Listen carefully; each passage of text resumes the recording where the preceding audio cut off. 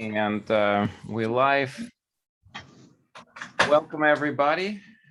This is GWCIM Virtual Open House. Wonderful to see familiar faces and new friends. If you're not presenting, if you don't mind muting yourself, we have a pretty busy panel today. Lots of people to share with us, and we'll jump right in. Again, please make sure you mute it so that there is no interruptions.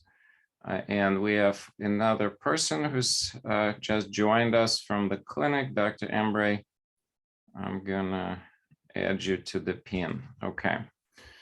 So we're gonna first quickly introduce ourselves, and then I'm gonna give a little overview of what medical groups are, what's the difference between face-to-face groups versus virtual groups, and then each participant in the panel is gonna say a couple of words about their particular interest, and also if they're running a specific group, they're gonna discuss that.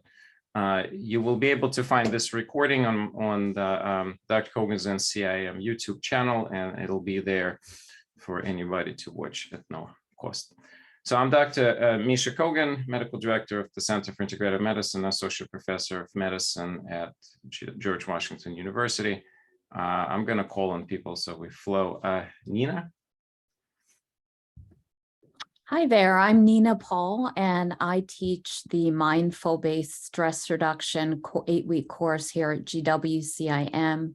And I also work as a mindfulness coach, teaching people the skills of mindfulness and other mind-body tools at GWCIM. And I teach mindfulness courses to college students and faculty at the Department of Public Health at George Washington University. Wonderful, thank you, Nina. Ashley?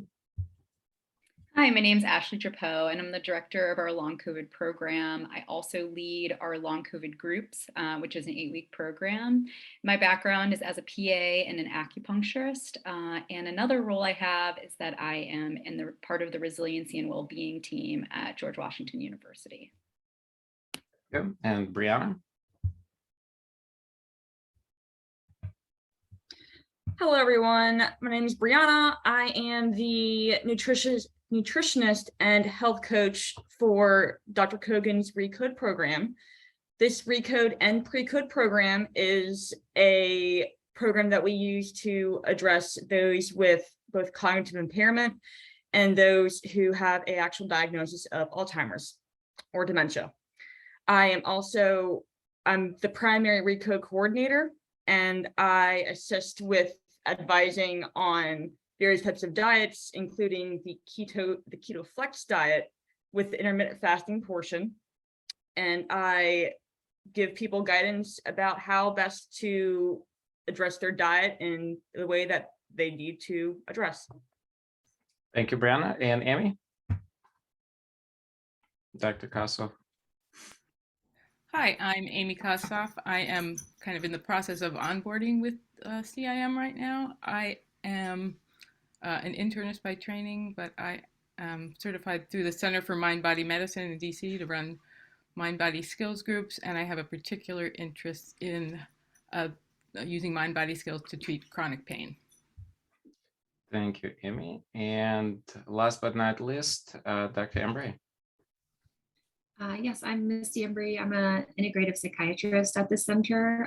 So I work with individuals who, are either looking to use medications to help with, symptoms like anxiety and depression, or even severe psychiatric illness like bipolar disorder or schizophrenia. I also work with patients who are open to, integrative or alternative methods, dietary interventions, nutraceuticals, exploring underlying medical causes, and even using homeopathics to help augment treatment.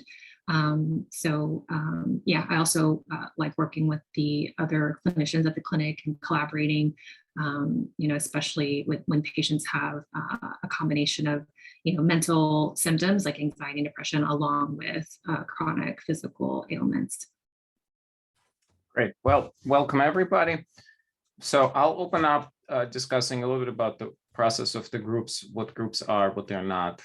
So actually what we're particularly talking are variety of different groups.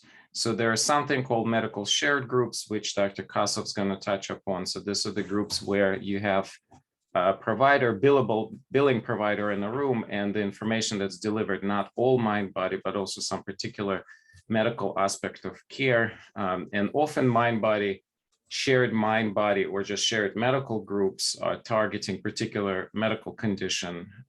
Dr. Kosov will talk about breast cancer groups. So that's one aspect. There are also groups that are particularly designed for not necessarily management of one condition, but rather for particular idea. So for example, a mindfulness-based stress reduction program originally was designed as a stress management tool and then turned out to be so effective that now it's been evidenced for upwards of something like 50 chronic medical problems. And Nina Paul is going to talk about that more. And so in the beginning of pandemic, of course, the situation was such that all the groups face-to-face had to be discontinued for a self-explanatory reason. And prior to the pandemic, the amount of virtual groups that were out there was very small. I know MBSR from the actual University of Massachusetts, from the origination place that started with John Kabat-Zinn, was running some of the virtual groups, but that was actually quite unusual. Most of the groups were face-to-face. The benefit or power of face-to-face groups has been studied for a very long time, probably beginning in very early 2000s. I would say probably 2005 is when we already had some original evidence. Those of you who are very interested in the history here, I would recommend a couple of names of specifically for medical share groups.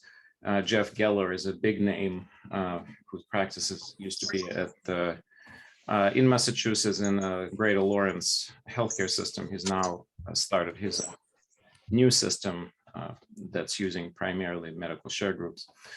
And so what we learned at the center is that we've tried to run all kinds of different groups.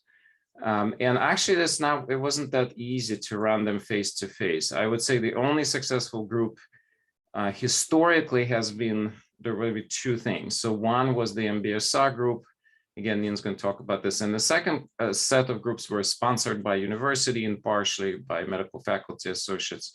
And that's the breast cancer group. And we've had them for several years. And this is the first one we're going to, actually, I think it's the second one we're going to run virtually. And other groups we tried to start, and they didn't really work very well for a variety of different reasons. And so in some funny way, the pandemic pushed us to really start thinking differently and being very creative. And this is where in a way, the idea that we have to transition these groups virtually happened. There was a lot of concerns in the beginning. Can you actually run these groups literally? Like, are they going to be effective? Because we knew from prior research, and actually good quality research, some of it was actually randomized research, the groups are pretty effective at actually lots of things. So for example, they're very effective at decreasing loneliness and sense of isolation. They're very good at treating certain set of depressive symptoms and other mood disorders, for example, anxiety. They're known to be exceptionally good for anything that's stress related. So if the condition has a big component of stress, the groups, particularly here, I'm talking about evidence for mindfulness-based stress reduction for MBSR, are very powerful. It always comes up as to sort of, well, what is the impact? Like, why are groups are so effective? If you manage conditions similarly with just one person in the room, why are the groups more effective than if you just go to a provider and have the same exact information or same exact practices one-on-one? Well, there's a dynamic of a sort, and I hope that all of our panelists today will be able, in their word, say a few words about that, because I think that's actually a really important topic. What's so special about the groups? Why are they so powerfully effective, more powerfully than you would expect just one-to-one interaction?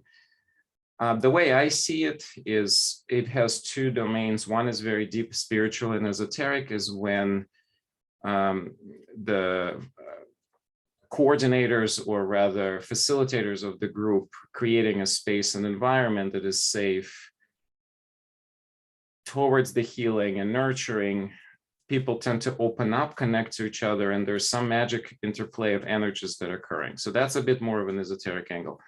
I think on a more cognitive level, listening to other person's problem and identifying with that, and really trying to say, okay, I hear you, I hold you in a space, and I have a kind of same problem and I can relate. That in itself is a profoundly powerful healing moment. We had a new patient yesterday in our long COVID group. Ashley's can talk about that. And I think we held her really good yesterday in one particular moment when we said a little bit about her story and have her speak up because she was going through hell. So, so that's sort of what we see. And the virtual groups turned out to be in some ways more effective. It's very strange, I'd say. I wasn't expecting that. So to me, it was an eye-opening. I think the point of that is people still feel being together in many ways, and yet they're in their own safe environment. They don't have to travel. They don't have to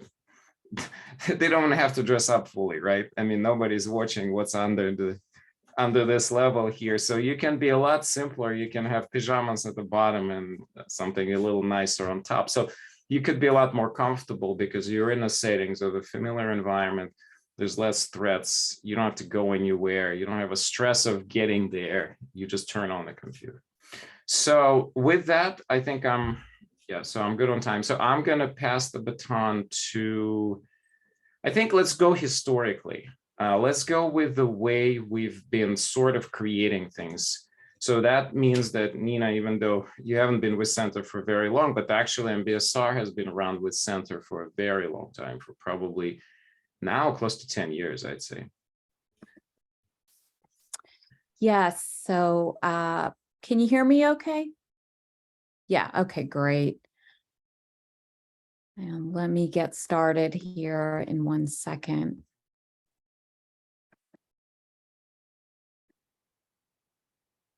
Okay, so hello, everyone. We will be having 2 fall MBSR programs running on Wednesday evenings with myself and on Sunday afternoons with my colleague, Cynthia Powell. So I also want to highlight that we have 2 free MBSR orientation sessions, which I highly recommend people attend because you'll really get a sense of what the program entails, how it's structured, and you'll be participating in the same mind-body practices, mindfulness meditations that you will be in the actual program. And so I've included that information here. It's also on the website, on the GWCIM website.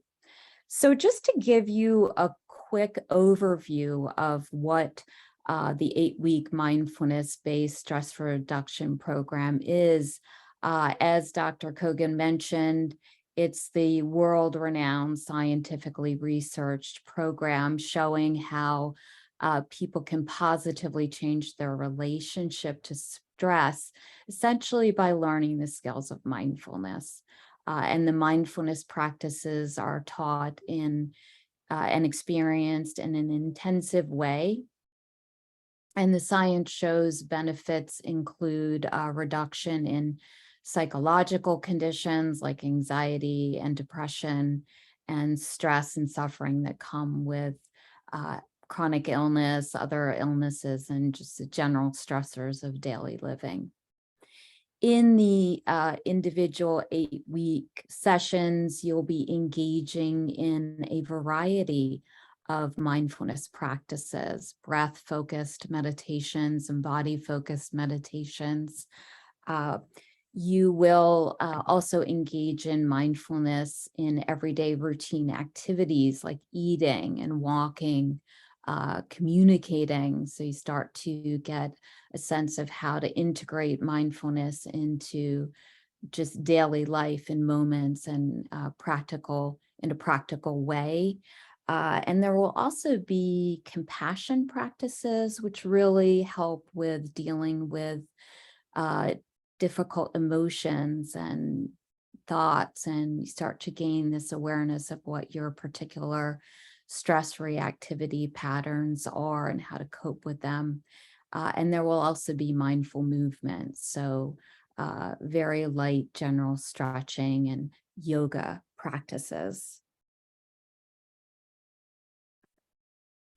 Each week in the course, or actually in the classes run for 2.5 hours for 8 weeks. So each week you'll be joining the class for 2.5 hours. And how that class is structured, it's a mix of the actual experiential mindfulness practice. There will be some information, educational material presented on things like the stress response and how to deal with difficult emotions. There will be an opportunity to have group discussion. You'll be breaking out into subgroups so you can talk to other participants and really get to know them, connect with them, and share with each other. And it's a safe and confidential space. You also get a chance to meet with the instructor one-on-one to share your goals and any questions coming up. Outside practice is assigned as homework so that you really make that commitment and develop that strong mindfulness practice. And lots of encouragement and ideas are given on how to keep the practice going. We also will have one all-day retreat session. So you get an opportunity to practice uninterrupted mindfulness throughout your day. And that can be very restorative as well.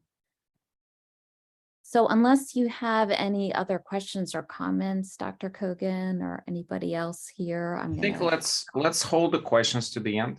Okay. So we just flow because I think we'd rather kind of just flow this through this, see how much time we have at the end and how many questions we have. So I think actually going to switch up a little bit because Dr. Embry has to go. She has a patient soon. So I'll have her talk about sort of psychological support groups and also some of the ideas she has for the future programs. Yeah, so thank you, Dr. Kogan. And Nina, I just wanted to kind of add that I've done MBSR. So if anybody has any questions about like the personal benefit you can get from it, I can certainly help you kind of understand how I benefited from it.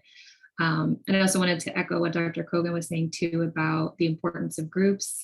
There's a lot of research that has shown, excuse me, that community is extremely important in overall resilience, mental and emotional and physical well-being. So I really want to echo that, the idea of community, and then social learning is also a big important factor that plays into groups and holding the space like Dr. Kogan was mentioning, but also kind of seeing how others are responding to their stressors. And you can actually, there's a component of social learning and being able to kind of share coping mechanisms and being able to see how other people are navigating the same types of situations. Like Dr. Kogan said, I have to hop off around 11:30, but I just wanted to give a quick intro to some groups that we're considering offering soon. So mostly just one group around kind of psychosocial stressors, and especially if there are like if there's a history of like anxiety or depression or even trauma, addiction. The group will specifically be for people who are wanting to understand kind of patterns in their lives that they want to address, especially if they understand that the stressors that they're going through right now might be connected to stressors in the past and things that might have been kind of life-altering and kind of hard to overcome. So kind of connecting the dots between the past and the present, and using that as like a learning experience to kind of help address current stressors and even resolve past traumas. So it'll be kind of a psycho-spiritual group and kind of exploring, greater meaning. And it's not specifically designed for any particular faith, but just kind of acknowledging, the benefit of connecting to one's own spirituality and kind of sense of meaning. So I'm happy to answer any other, any questions people have about it. I won't be here at the end. So if you have particular questions, I'll put my email in the chat. So if you have questions about it, you can just email me directly. And Dr. Embry, let me ask you a couple of quick questions because they're always on my mind. So, in psychiatry, the issues often a little bit different because there are sort of psychological pressures. How do you think the group is different in that kind of domain? Because let's say the issues are not necessarily medical, and some patients may have a harder time sharing certain things about themselves. I just want you to speak for a few minutes. What's the typical approach for the groups that you're running in that area? Yeah, well, one of the benefits too of having groups is that there's a sense of safety, right? Some people might be more comfortable sharing things than others. And that's one of the other benefits, the diversity of people who are in groups. Some people might want to remain a little more quiet, some people who are a little more outgoing. So that diversity kind of helps with the space creating and people who are more forthcoming and more comfortable sharing kind of the difficulties they're encountering can give the more reserved or shy people or people who are having more difficulty discussing their challenges a little more confidence and a little more feeling of safety, that if someone else is going through it and is able to share it, maybe they too can share and feel more comfortable. And of course, groups sometimes take a few sessions to really feel that level of comfort. So if people don't feel super at ease during the first session, that's completely normal.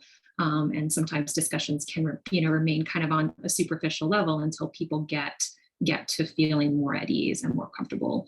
And sometimes reading materials can help prompt discussion. So it doesn't have to be specifically about people's direct experiences. People can offer kind of input that's impersonal until they're able and more comfortable offering more personal discussion.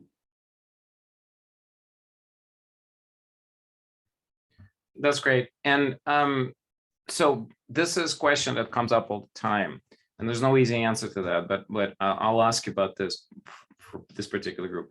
So we've had over the years a lot of groups covered by insurances. Maybe Medicare, Medicaid are not necessarily the ones that would, but private insurances, we had a lot of situations. So your group in particular, I would think that will have a little bit higher chances of that.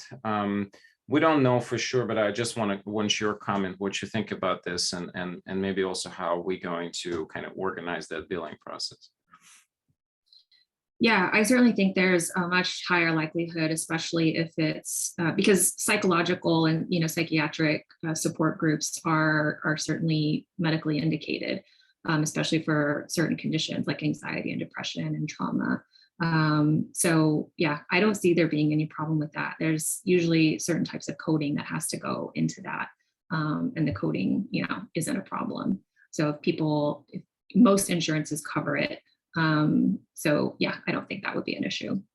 Right, and so the way this works is that even though people prepay for the whole class ahead, we would give for each class an individual bill. So people will end up with a sort of a stack of whatever that is, if they're willing to submit. I mean, because you have to still have a process of spending time on collating the receipts and everything, and then submitting it as like sort of the 8 or whatever, the 10 sessions. But we've had some patients getting basically nearly 100% reimbursement, because if you look at the per group rate, it's very low. For example, right now, the long COVID group, we decided to set the cost extremely low at $200 for 8 sessions. So that runs to be something like $25, something like that. So that's a very low rate. And so in that sense, insurances, of course, would like that. So I know you have to run. Thank you so much. Yeah, thank you for having me. Oh, before I go, I'll just put my email in the chat so if anybody has questions. Yeah, and if anybody have questions for you at the end, what we can do is we can type them up and email them, and or those physicians left here, Dr. Kossoff and I, we can also try to answer them. So I think with that, I'll turn the mic to Dr. Kossoff. So the breast cancer group and the mind body center groups in conjunction with specific medical problems is the next topic. Oh, Amy, you're muted. Sorry. Just listening to all this conversation. When I started these groups, I've started as a participant and then trained in running the mind body skills groups through the Center for Mind Body Medicine over COVID. And the Center for Mind Body Medicine had never run online groups. It was new for them, and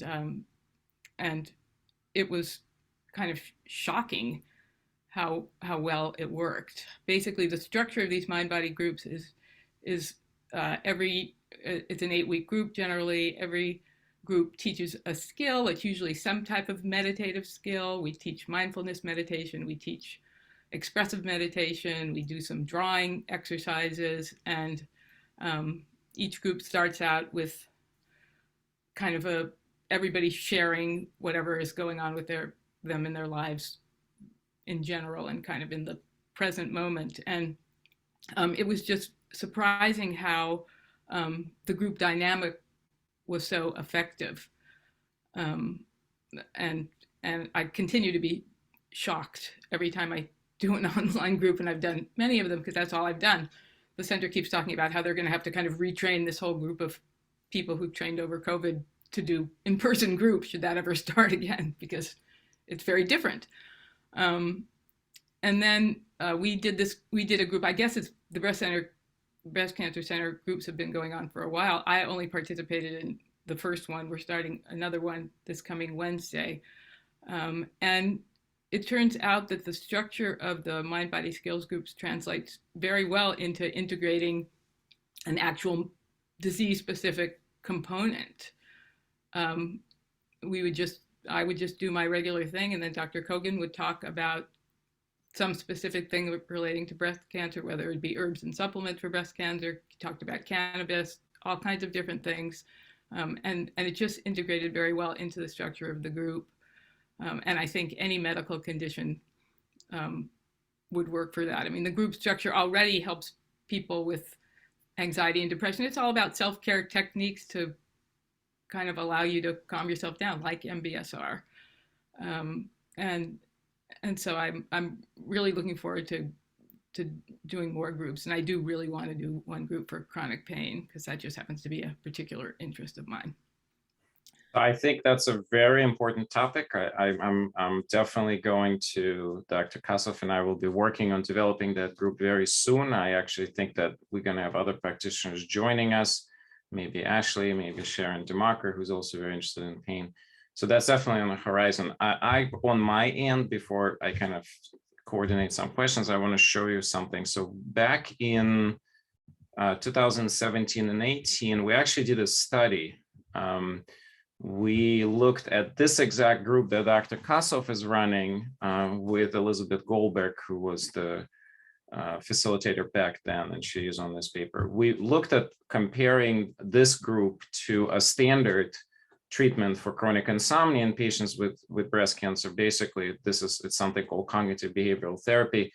And our result was very remarkable. We basically had a pretty much similar result, even though if you look at the actual outcome of satisfaction, our group was liked a lot more.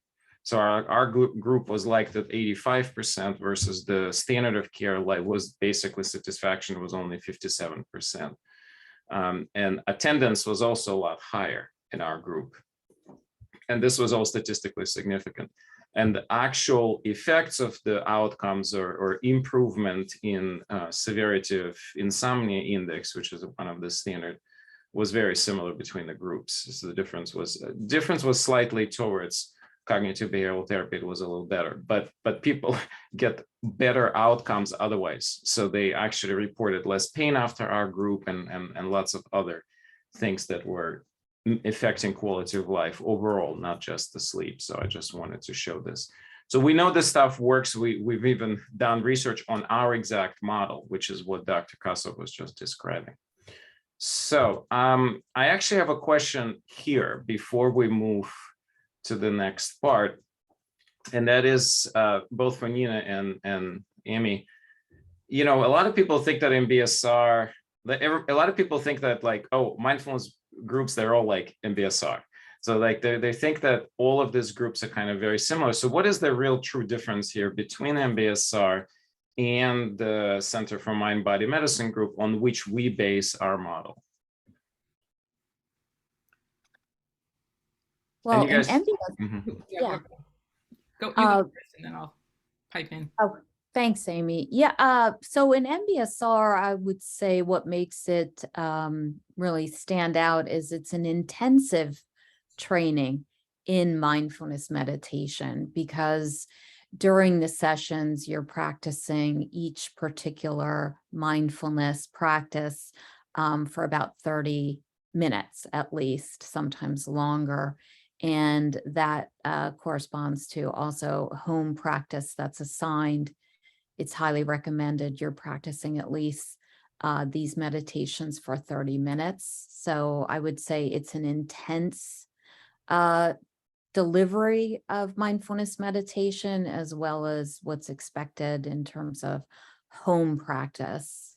It's probably similar in that it's a community, and the participants are not only getting support from the instructor, but from each other.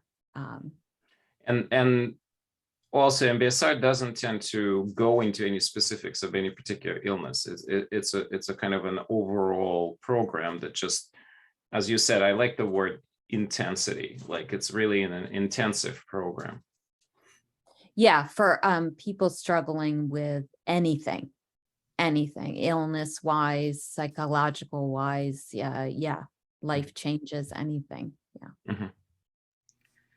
I mean, I would say that in some ways, the one of the differences is that in the mind body medicine skill groups that we run, it's not just mindfulness meditations. It's also guided imagery and drawing and expressive meditation, shaking and dancing. We just do different types of meditations in addition to a mindful, one session is a mindfulness-based meditation. So it's just, it still, I think, has the same effect of creating a safe space for people to kind of be able to share what's going on with their lives and just learn ways to kind of settle themselves down. Yeah, I think the reason we took on the Center for Mind Body Medicine model is that it's a little bit more flexible. I think MBSR is very prescriptive, and then that is its power. I mean, its power is that in that prescriptive way, it's that well evidenced. And Center for Mind Body Medicine is the program is more amorphous, and it can be adapted to whatever. That's why we took it. But then, of course, we'd have to study it. So that's why we did the study, because we wanted to make sure that actually it works. Yeah, one more thing I should say about MBSR is it is very experiential. So the majority of each session is experiential, where you're actually meditating or engaging in another mindfulness practice. And the idea being that the more you experience it and practice it, it becomes so natural that you can integrate it into any moment of your life, because you've developed that, muscle, so to speak, of mindfulness, that it just naturally starts occurring. I love that. I love that muscle of mindfulness. We don't often realize that. You hear like, oh, go exercise, but you don't hear like, well, yeah, go exercise your mindfulness, because it's just like muscle, physical muscle. It's an entrainable skill, and the more you do it, the better you get at it. That's great. That's a very important point. Good. So let's move on. Thank you, Nina and Amy. So I think we'll go in a progression, historic progression. So the next will be then Recode. And also, I know Brianna is thinking of starting nutrition program or nutrition groups at some point. So Brianna, just in a couple of words of your own, tell us a little bit about sort of what we're both thinking, and I'll talk with you too. So what we're thinking about how we're going to support Recode patients in the future, and also like nutrition programs. Hey everyone.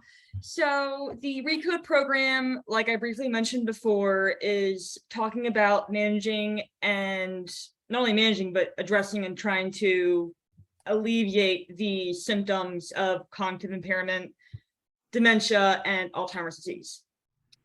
What we work on with this program is essentially addressing the diet component. We address both physical exercise and cognitive exercise. So just like we've been talking about the mindfulness elements, you really have to bring in the mindfulness elements into this Recode program when we're trying to bring back trying to address, maybe even bring back the symptoms of Alzheimer's disease. And as Dr. Kogan may tell you, we have had some good success and good data showing that this Recode program is effective in not only pausing the progression of cognitive disease, but sometimes even pulling it back too.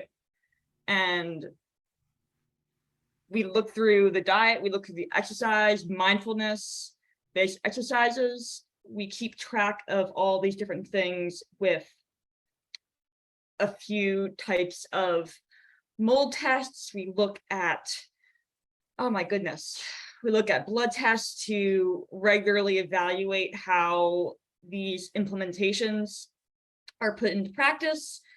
And personally, I am checking in with a patient up to twice a month, being an advocate for the patient as they navigate this very difficult program, because it can be very complicated, and having someone sit down with you, talk to you, walk you through it is extremely helpful. Dr. Kogan, can you elaborate? Yeah. So I think that we're sort of reaching a critical mass because our program has been growing very slowly.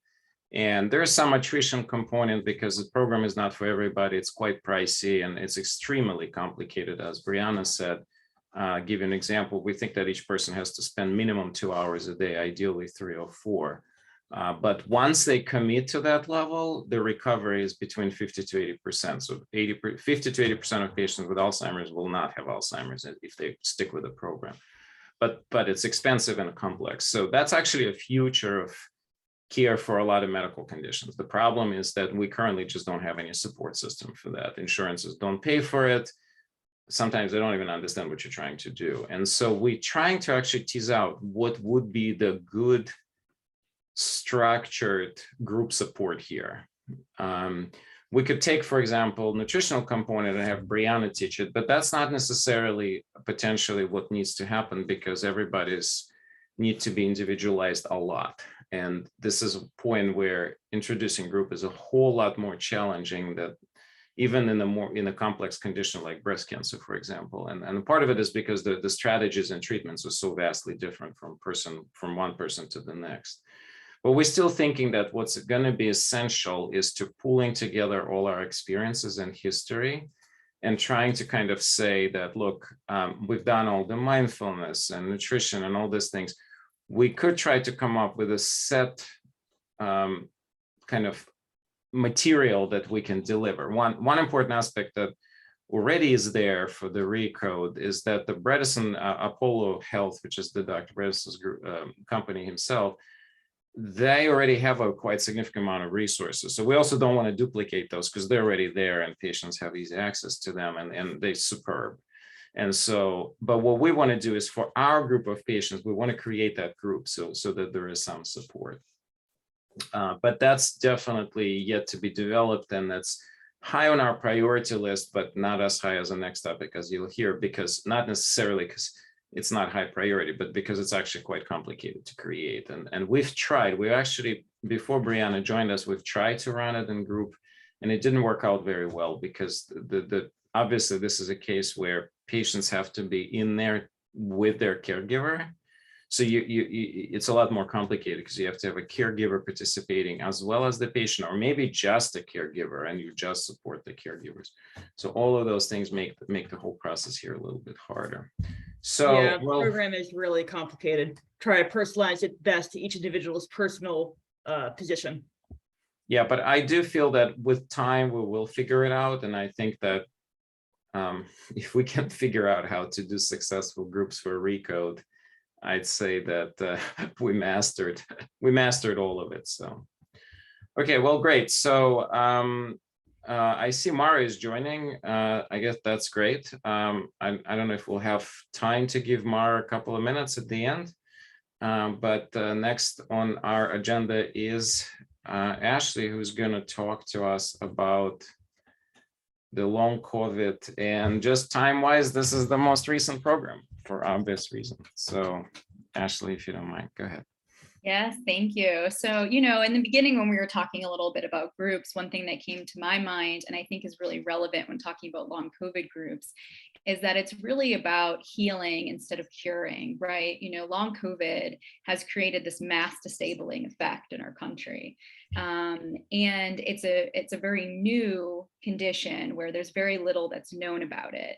And what this does is, create obviously a lot of anxiety for the people who, have this and are experiencing this on a day-to-day basis. So there are a couple of reasons why we decided to sort of start these groups. One being, as Dr. Kogan mentioned earlier, that they're really cost inclusive for people. So they're a way to experience integrative medicine, even if you don't have the ability to pay for, independent visits. So it allowed us to have a little bit more diversity in our patient population and reach a wider demographic as well. So that was really important to us. And then the other piece is that this can be so isolating to the point where there are people who are even, going as far as committing suicide over these symptoms. And so, loneliness kills people. And it was really important for us to bring people together so they felt that inclusiveness in being part of a group. So our groups are 8 weeks long. We started our first one actually 2 weeks ago, and it's been really wonderful. We really wanted a group that had a lot of, differences in which stage they were in long COVID, differences sort of in gender and age. We really wanted everybody to feel welcome, and we achieved that, which is wonderful. And it's really broken up by, we do sort of an educational component, or we have somebody come and do sort of a guest speaking about an integrative treatment modality that can be used to ease some of the symptoms of long COVID, and also what maybe are those underlying factors of why those symptoms occur. There's also a mind-body component, where there's an experiential component, which can be things like acupressure. We're going to do moxa, we're going to do heart math. So those are just some examples. And then there's always a support group portion where people can talk amongst each other about what's maybe worked for them, what hasn't worked for them, what they're struggling with right now. And so far it's been wonderful. People have just naturally supported each other without any prompting at all. They just sort of take the initiative to sort of hold each other's hands through this. So it's been, really great. And I hope we can continue it, even after these 8 weeks. I want to just add one point. So we decided to make this group very short. It's only 1 hour versus MBSR is 2.5. And then the Center for Mind Body Medicine groups, we've run them anywhere from between 1.5 hours to 2. I don't think we've ever done 2.5. That has to do with the level of, we felt that these patients are usually heavily fatigued, and we were very concerned to have them on a screen for 2.5 hours. It felt a bit too much. So we decided to make it shorter. And I think it's a lot of work in progress. We're not necessarily collecting data yet, but we will definitely do some kind of an interview at the end to collect a little bit of data, and then see what sort of what we observe. Yeah, the 1 hour, I'll just say that the 1 hour virtual environment is perfect for these, types of patients who have a very hard time Yeah, I leaving their agree. home. Yeah, So because it's not just a tiring aspect. I think it's also like if you give someone who's very healthy, very intensive into something, that's really good, because then you give them an actual material and you teach them right there. But if you talking to someone who's very much more frail and their energy level is really not there and they can't absorb amount of material that you want to give, that's actually probably worse than doing nothing in some way, because you're going to sort of create safe space, give them some tools, but overload them. But of course, this is a topic of ongoing development. So I do want to commend Ashley for taking a lead on this. She's kind of jumped head forward, not just at the university level, but also at our clinic level. So she's now formally the director of the long COVID clinic. So I want to make sure we have at least a couple of minutes for questions in the end. So Mara, thank you so much for joining. So Mara Benner, our spiritual director. Mara, introduce yourself first. We kind of introduced each other, ourselves early on, and then talk about your groups, because I know you have so much going on, but I don't know, can you fit everything in 5 minutes? I will be very quick, and so sorry. Of course, for some reason, I was thinking it was at noon, and all of a sudden it was like, oh my goodness. So needing grounding, obviously. My name's Mara Benner. I have the great pleasure of working with this amazing team at GW Center for Integrative Medicine. I'm the spiritual director, so have studied interfaith, interspiritual initiatives or spiritual understandings. And one of the key things that we do is Reiki, which is a Japanese technique for really helping to balance the body and get it into a balanced state or homeostasis. It's a bit of energy work. And what I love to say is it is the most passive form of energy work. And so where other cultures like China does Qigong, or in India, yoga is well known, this is a Japanese technique that is really helpful in allowing people to get some relaxation. And so one of the things that we do through the GW Center for Integrative Medicine is offer, first of all, a complimentary 1 hour self-care Reiki training. So that is one thing that's just very helpful for individuals, just to even get a sense of what Reiki is and to learn to begin to feel or sense their own energy. And then after that, you can go into a deeper understanding of Reiki. So we teach Reiki level 1, which is all about self-care, and what I call the AT&T plan, which is helping to support friends and family. And so that is the 4-week training, and it's 2 hours every week. There's a Reiki level 2, which begins to explore how to really use this energy in working with issues, problems, and also to do it professionally. And then I do a 9-month training in Reiki Master 2. This program has been around way before me, though, and through the great efforts of Dr. Kogan and my great Reiki Master teacher, Luann Jacobs. So I'm so honored to be able to continue this practice. So thank you very much, Dr. Kogan. I forgot that we should do one thing, everybody.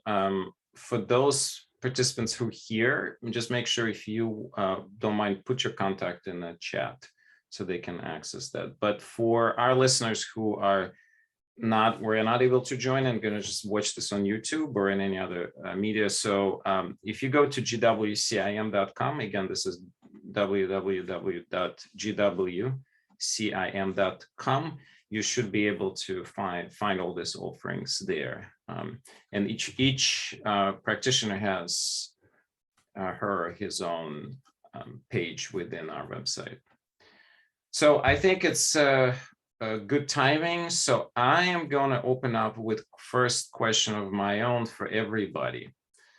And this question has more to do with not necessarily a care for our patients, but with ourselves. What have you learned doing groups? And it doesn't have to be like the group you're running now, just generally, like what have you learned from doing the groups for yourself. Like, what was the value of running the group, not as a practitioner, as a human being? And since I asked this question and I prepared for it, I'll answer first to give you guys a second to think about this. So I've been realizing that listening comes harder for me at certain times, and at certain times speaking comes harder and listening comes a lot easier. And I find a group as being a wonderful grounding method for me to be in the perfect balance, because it almost feels like the way the groups are structured, we automatically honor each person's space for both, for listening and for talking. And for me, it has been invaluable, my attention deficit. I have to keep things in check, because otherwise I go on a 1,000-mile spree. And so for me, that keeping that balance has been extremely important, on not just on, as a clinician, of course, that's one of the key features we have to have in our practice, but also as just a human being having his own skeletons in the closet. So I don't have any particular order. Whoever ready to speak, if you don't mind unmuting and saying a couple of words. Well, for me, the first group that I participated in was one that Jim Gordon, who started the Center for Mind Body Medicine, ran very early on in COVID for health professionals. And I can't remember how I found out about it, but it was through somebody at AIM, I think, that told me that it was available. And I was in this position where I was leaving my general internal medicine practice in homeless shelters, and I was starting this little integrative medicine. I'd studied acupuncture, it was all ready to go, and then COVID happened. And, I was sitting at home by myself, kind of on the verge of a nervous breakdown, for want of a better term. And I got into this group where I'd been in groups before, so I kind of knew the power of groups, but it was a time in my life where I just didn't know what was going to happen. We were all in that position, I think. And the group kind of just saved my life. It was a bunch of people, some of them working. There was somebody who was an ER doc in New York, where people were dying right and left. And there was all kinds of people doing all kinds of different things, some of whose lives were falling apart because they had way too much to do and they hadn't slept in 5 days, and they were watching people die right and left. And then a number of people like me who were just, I live with my now 94-year-old mother. I couldn't go volunteer in a hospital or anything like that. So the things I would have normally might have done, I couldn't do. So anyways, it kind of saved my life. And I feel like every group I've been in has been so valuable. It saves a little part of my life every time I'm in a group. And one of the things about the CMBM groups is the person who leads it is a full participant in the group. So anyways, that's about it. I think we tried to model that for all the groups, actually. I maybe Nina can say a word. I think in MBSR too, I've done MBSR a long time ago, but I think the leader, facilitator is a full participant in every practice that's done, the person who's leading and doing the practice too. And definitely in all other groups that we've run, we've tried to, that actually presents in a small challenge, because it's hard to bring in outside people in that setting, because they're kind of fall out, since everybody participating and they know each other, the new person falling into the group, that there's a little bit of, so that's also kind of the camaraderie gets established, and the group becomes kind of a small cocoon, if you will, that protects each participant. So having somebody from outside, we're trying to figure out if the long COVID clinic, we could shake it up a little bit. We'll see if that happens. I don't know. Ashley, when you speak, you can say a word about that. Okay, so I'll shut up.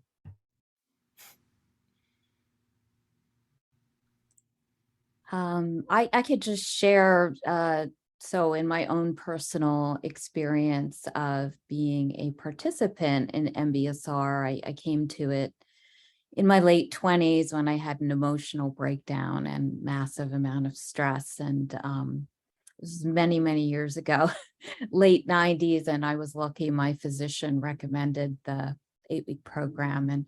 And then I guess what I was really struck by was I enrolled in an MBSR program as a participant again a few times, but in 2020.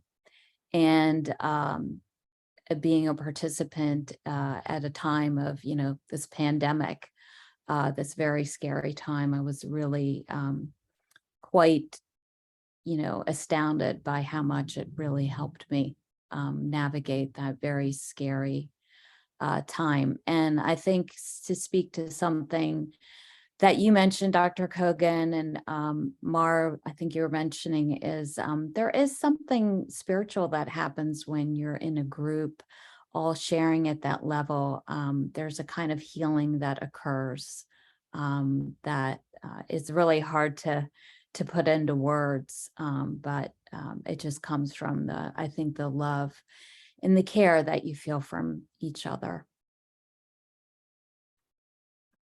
I'll say a couple of words. So, I think I come from, of course, I was a long COVID patient myself. I had gotten COVID from taking care of COVID patients. And I remember sort of when I was at my worst, wishing I had a group and sort of seeking out to find if that existed. And at the time, it really didn't, other than sort of social media, like support sites on Facebook. And I remember one time I sort of made this decision to ask, is there anybody in my area who, is sort of like me that I can talk to on a regular basis? And I through that, I found, two recovery buddies who also were NPs. So we had a lot in common. They had gotten COVID in a similar way that I had. And we also had a medical background too, which was really nice, and we related on that. And I think that was a turning point between me being in this sort of deep, dark hole of grief, which grief can really turn into almost like something you can't claw your way out, to feeling like there was hope. They were having me, giving me different people that they talked to, that were doctors that they had met with, that they found really helpful. And for me, that was a turning point. And I think when I looked at this long COVID group, what I hope to be is sort of that light for the people in my group, so they feel like that there is hope.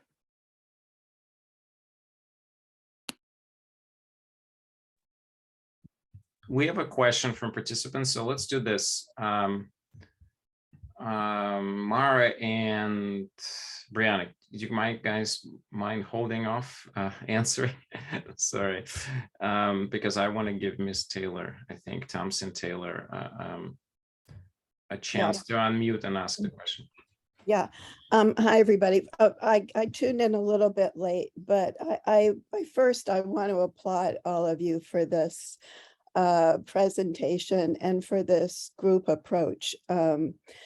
I suffer from major depressive disorder, and I find personally that groups are extraordinarily helpful. Whereas I think individual therapy, at least in my case, has its limitations. It has its place, but groups are particularly helpful. And I hope that at some point you develop a group specifically for major depressive disorder. I don't think it mixes that well with people who suffer from anxiety. I think it's a completely different issue.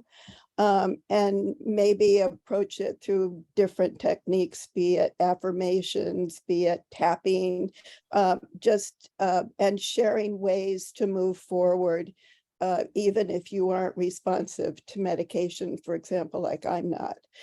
Also nutritional approaches that may help. But again, like many things, it's very individual.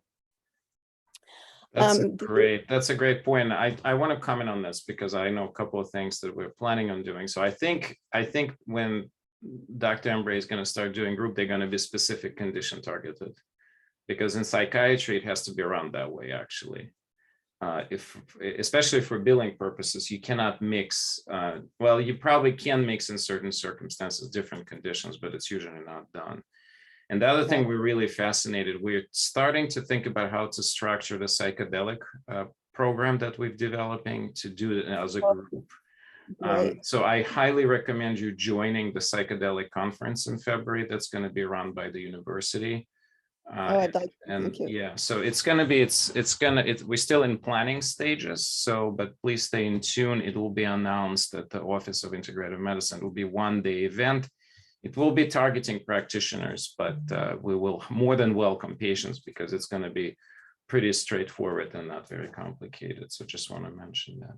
Yeah, I also want to offer my help in designing something, if you'd like, the input of somebody who actually suffers from it. I think And that'd be great. We always love input for patients, and actually, especially that's one of the aspects of the Center for Mind and Body Medicine program, flexible enough to incorporate the patient's input, and we've done that in the past with breast cancer a lot, actually.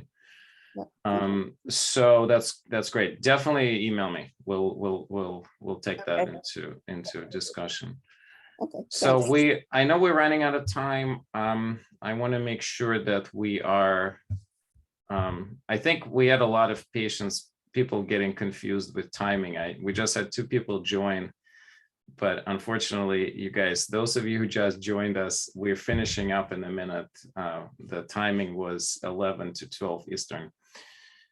So I don't see any more questions and we're out of time. So in summary, thank you everybody for joining us. We're going to respect everybody's time. Again, this is GW Center for Integrative Medicine. We discussed today a variety of different group programs that the center offers. We're wishing you a very good weekend and stay in touch. Thank you very much. And again, find us on the website at gwcim.com.